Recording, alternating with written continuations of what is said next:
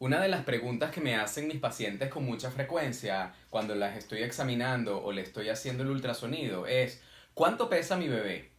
Y en realidad yo no lo digo, pero lo que yo pienso es imposible saberlo. La única manera de saber a ciencia cierta exactamente cuánto pesa un objeto o un bebé es poniéndolo en una balanza.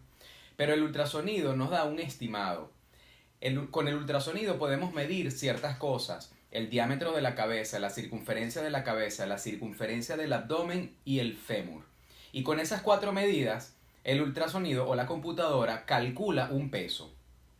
Siempre le digo a mis pacientes lo mismo, esto es un aproximado, esto no es lo que pesa tu bebé, pero es muy difícil de entender eso.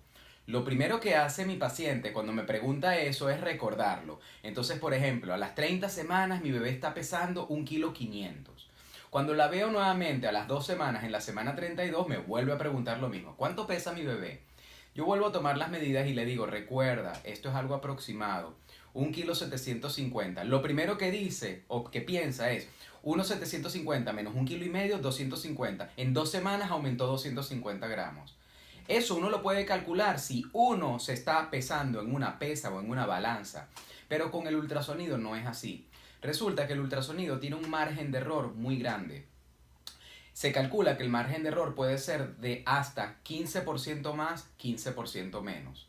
¿Qué quiere decir eso? Uno dice, bueno, 15% no es mucho margen de diferencia, pero fíjense lo siguiente. Vamos a suponer que un bebé pesa 2 kilos para hacer números redondos. El 15% es 350 gramos. Entonces, si el ultrasonido me dice 2 kilos y tiene un margen de error de 15% más o 15% menos, son 350 gramos más o 350 gramos menos. Es decir, 2 kilos menos 350 es 1,650 kg. 2 kilos más 350 es 2,350 kg. Entonces, cuando el ultrasonido dice 2 kilos, puede ser entre 1,650 kg y 2,300 kg. El rango es grandísimo. Como ese rango es normal, ese margen de error es normal, es por eso que no es buena idea tomar las medidas con el ultrasonido muy frecuentemente. Por ejemplo, yo no lo hago sino mínimo cada 2 semanas o más. ¿Por qué?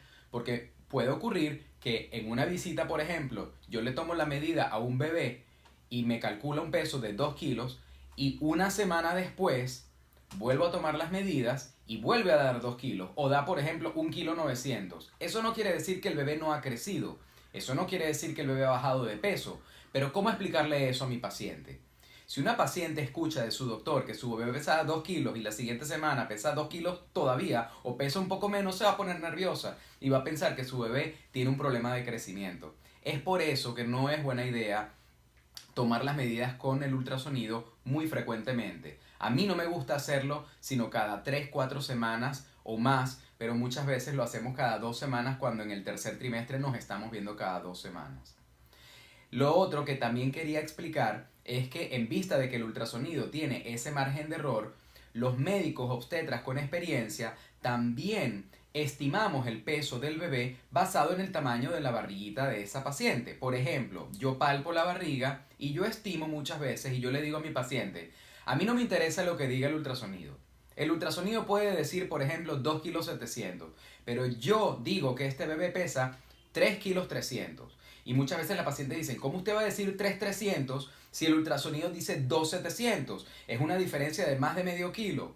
Yo digo, yo con mi experiencia estimo el peso de un bebé y he llegado a la conclusión de que yo me acerco muchísimo más a la realidad que lo que puede acercarse el ultrasonido. En mi experiencia yo he tenido casos que yo examino a mi paciente y le digo, tu bebé va a pesar tanto y le doy un peso, por ejemplo, 3,4 kg, y ese bebé nace a los pocos días. Yo le pregunto a la paciente, ¿cuánto te dije yo que iba a pesar tu bebé en la última cita? Y la paciente me dice, 3,4 kg. Ponen el bebé en la balanza, 3,4 kg. O a veces son 100 gramos más o 100 gramos menos. Pero el margen de error que he visto yo en mi experiencia es muchísimo menor al margen de error del ultrasonido. Y esto no lo digo yo como para echármelas de mi experiencia o de mi capacidad de estimar el peso de un bebé, sino que se han hecho estudios científicos donde se midió, se estimó el peso de un bebé con el ultrasonido y el obstetra estimaba el peso del bebé también. Esos bebés nacían a los pocos días